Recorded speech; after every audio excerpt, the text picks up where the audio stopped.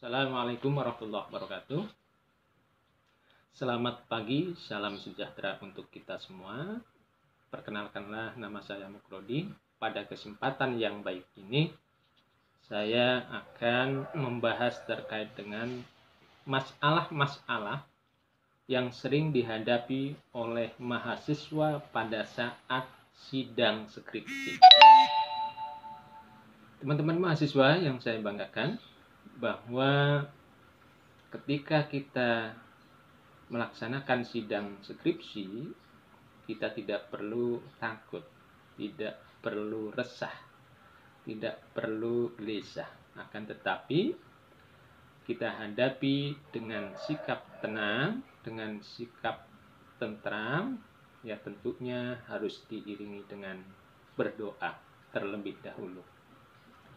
Teman-teman, sebetulnya penguji itu tidak akan menguji Anda ya dengan menjatuhkan, akan tetapi setiap penguji hanya sifatnya meng-cross check ya. Oleh karena itu tidak perlu takut, tidak perlu khawatir ya.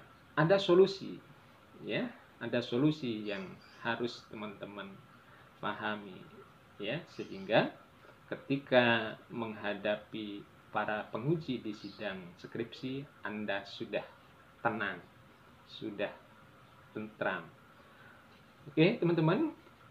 Yang pertama, ya, solusinya adalah Anda harus mengetahui terlebih dahulu, ya, terkait dengan apa yang akan ditanyakan oleh para penguji nanti, ya, sehingga Anda sudah mempersiapkan terlebih dahulu ya bekal Anda untuk berperang melawan sidang skripsi atau menuju sebuah kesuksesan. Teman-teman, biasanya penguji itu ya yang pertama akan bertanya tentang apa judul Anda ya. Maka ketika penguji itu bertanya apa judul Anda, maka Anda jawab ya, judul Anda apa? Jangan jawab judul orang lain ya.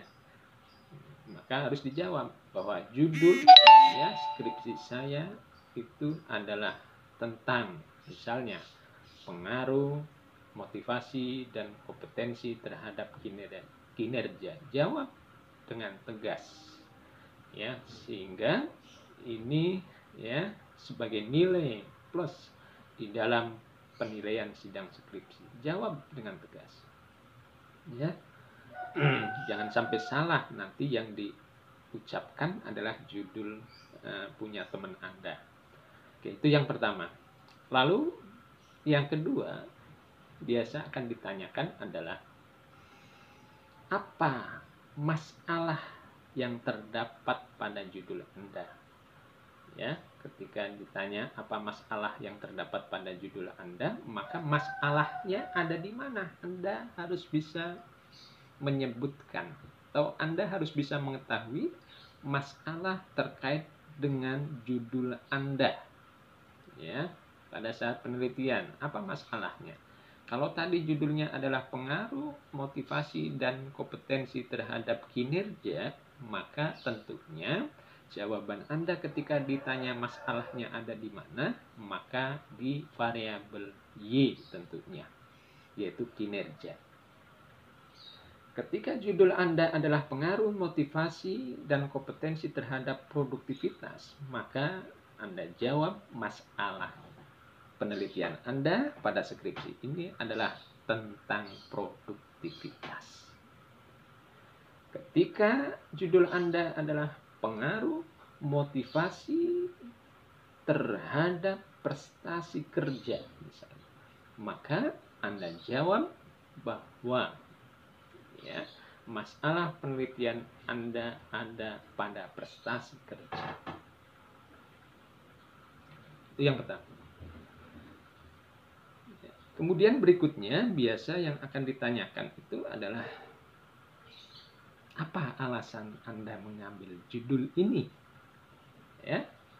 Jika ditanya apa alasan Anda mengambil judul ini, ya, Maka Anda jawab dengan tegas bahwa alasan saya mengambil judul ini itu ya adalah karena ya berdasarkan analisis ya penelitian ditemukan beberapa masalah. Salah satunya adalah masalah yang saya ambil misalnya yaitu kinerja. Begitu ya. Atau produktivitas jika Y-nya produktivitas, atau prestasi kerja jika Y-nya adalah prestasi kerja. Begitu Anda jawab. Lalu faktornya yang menyebabkan kinerja, produktivitas, prestasi itu bermasalah, faktornya ada di X. Lalu lihat X-nya apa? Ya, X-nya kita lihat. Apakah X-nya itu motivasi? Apakah kompetensi, kompensasi, dan seterusnya? Itu adalah faktor yang mempengaruhi ya kinerjanya ada masalah, produktivitasnya ada masalah, prestasinya ada masalah.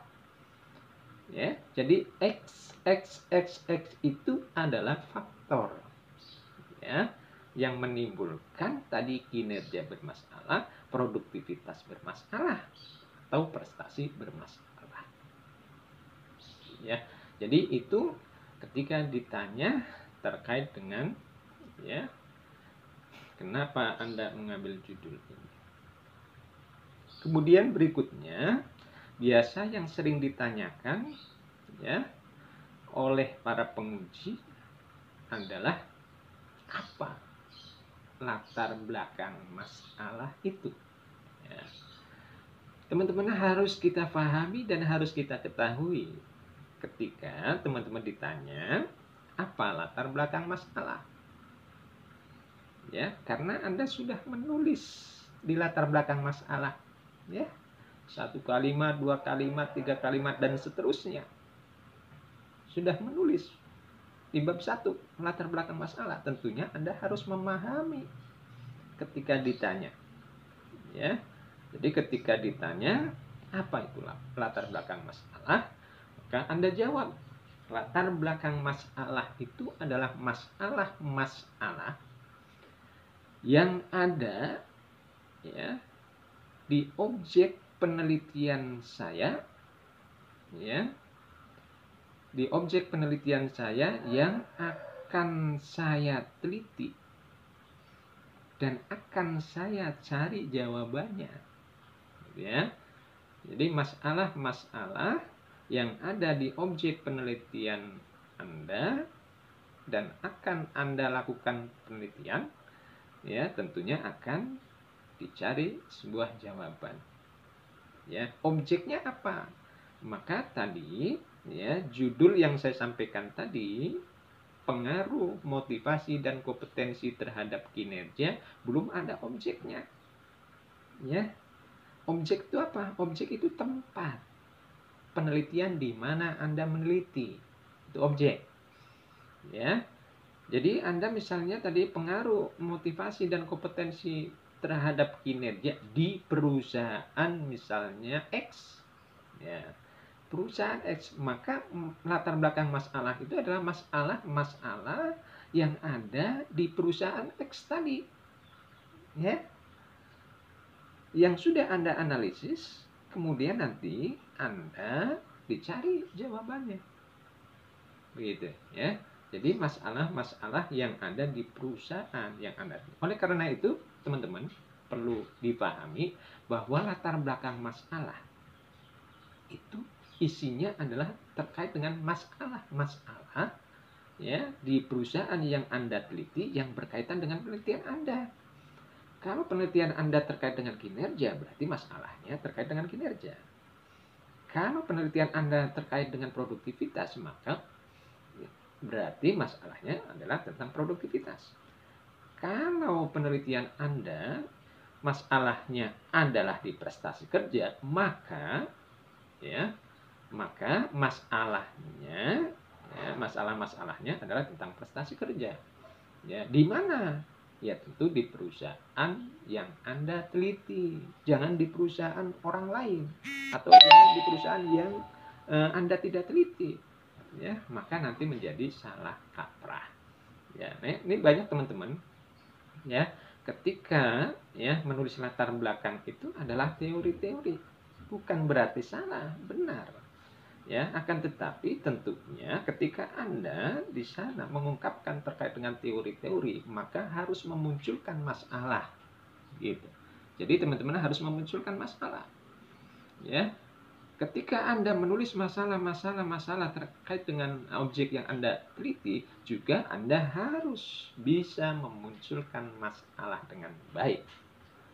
Ya, contoh misalnya, masalah Anda adalah kinerja. Kinerja ada kualitas, ada kuantitas, ada kerjasama, misalnya ya ada disiplin. Maka ya tentu di perusahaan itu empat-empatnya ini ada. Ya, tentu ada masalah. Ya, atau mungkin yang ada masalah hanya satu, kualitasnya, bisa juga. Ya, atau mungkin hanya kuantitasnya saja. Atau mungkin hanya kerjasamanya saja, atau mungkin hanya disiplinnya saja yang bermasalah, ya. Jadi tidaklah semua, kalau ada 4 indikator di dalam kinerja ini, ya, jadi tidak semuanya bermasalah tentunya, mungkin hanya salah satunya, atau bisa juga empat-empatnya ini bermasalah. Akan tetapi tentu mana yang lebih dominan terkait dengan masalah tadi, ya. Jadi masalah yang lebih dominan itu di mana, ya. Nah, ini juga pertanyaan ya yang sering muncul ya di dalam ujian sidang skripsi, dan ini memang harus dipahami oleh para peneliti. Ya, jadi jangan teori lalu Anda tidak memunculkan masalah. Nah, ini ya kesalahan-kesalahan yang sering kita dapatkan. Oke, baik teman-teman, ya. Selain tadi latar belakang, ya, ketika Anda mengungkapkan atau menjelaskan masalah-masalah, maka tentunya perlu dibuktikan dengan data. Oleh karena itu, para penguji sering meminta mana datanya. Ya, maka teman-teman harus bisa memunculkan data. Ya, dan ingat, ya, jadi data itu adalah sebagai bukti ketika Anda sudah menjelaskan di atas. Ya, baru dibuktikan dengan data. Jangan Anda belum menjelaskan di atas, ujung-ujung ada data. Maka dari mana data ini? Data apa ini? Dan seterusnya. Oleh karena itu, latar belakang harus diperhatikan dengan baik. Ya. Jadi begitu data, nanti ada penjelasan data dan ada simpulan data. Ya. Menurut hemat saya harus seperti itu. Kenapa? Karena tidak semua ya orang memahami data. Maka perlu penjelasan data dan perlu kesimpulan data. Teman-teman yang saya banggakan, ya, kemudian selain latar belakang masalah yang harus diperhatikan, ya, itu adalah rumusan masalah. Biasanya sering ditanya, apa rumusan masalah itu? Ya. Rumusan masalah itu adalah masalah-masalah yang ada di perusahaan, ya, yang sudah kita analisis, ya, pra penelitian, lalu ya ditetapkanlah sebuah rumusan-rumusan. Ya, bisa berbentuk pernyataan, bisa berbentuk pertanyaan. Oleh karena itu biasanya kita lihat ya di skripsi teman-teman, ya, kalau rumusan masalah itu ya pasti bentuknya sebuah pertanyaan. Bagaimana motivasi kinerja di PT X? Bagaimana kompetensi kinerja di PT X? Artinya apa? Bahwa rumusan masalah itu adalah masalah-masalah yang ada di perusahaan yang Anda teliti. Ya, yang Anda teliti, lalu tentu Anda akan mencari jawaban dari rumusan masalah itu. Ya. Maka bentuknya sebuah pertanyaan. Ya, pertanyaan itu perlu jawaban. Nanti jawabannya tentu ya sebut saja ada di bab 5 di kesimpulan. Ya. Ya. Diambil dari mana? Dari bab 4. Ya. Dari bab 4 hasil perhitungan. Lalu bab 4 ya didapat dari mana? Dari bab 3 hasil metode. Ya. Tentu metode itu harus dibarengi dengan sebuah teori di mana? Di bab 2. Ya. Bab 2 dari mana? Kenapa ada teori-teori? Maka kembali ke bab 1. Jadi penelitian ini adalah sebuah satu kesatuan yang tidak bisa ya dipisahkan. Jadi dari bab-bab penelitian ini bab 1 sampai bab 5 tentunya ini adalah sebuah satu kesatuan. Itu teman-teman harus memahami tentang itu. Oleh karena itu tentunya ya ketika teman-teman nanti menjawab sebuah pertanyaan harus difahami terlebih dahulu apa pertanyaannya. Ya, banyak dari teman-teman ketika ditanya apa latar belakang masalah nggak tahu, padahal sudah melakukan penelitian. Ya, apa rumusan masalah tidak tahu, padahal itulah yang akan dicari. Ya, selama beberapa minggu, selama beberapa bulan, selama beberapa tahun mungkin dia melakukan penelitiannya. Ya, tapi tidak tahu ketika ditanya. Padahal kunci dalam penelitian itu ada di rumusan masalah. Ya, masalah, rumusan masalah itulah yang akan dicari. Ya, jawabannya sehingga mendapatkan jawaban yang pasti. Ya, jawaban yang original, ya, yang murni dan seterusnya. Teman-teman, ya, inilah masalah-masalah yang sedikit ya belum nanti tentunya ya antara penguji satu dengan penguji lainnya tentu akan berbeda-beda ya di dalam membuat sebuah pertanyaan ya. Oleh karena itu minimal Anda mengetahui gambaran umum ya yang akan disampaikan oleh para penguji itu apa.